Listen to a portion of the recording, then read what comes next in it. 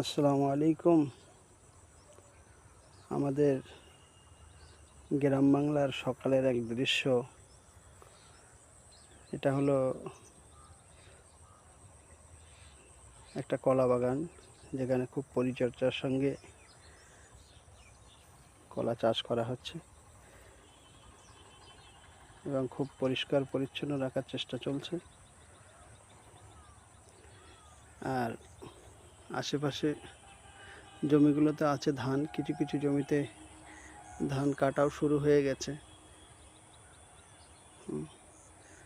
আল্লাহ পাকের সৃষ্টি, এই সকালের দৃশ্য অসাধারণ। সকালে সূর্য উঠছে এবং তার আলোয় নেহেরের উপরে সুন্দর একটা দৃশ্য আমরা দেখতে পাচ্ছি। আলহামদুলিল্লাহ, আল্লাহর সৃষ্টি অসাধারণ। আসসালামু আলাইকুম।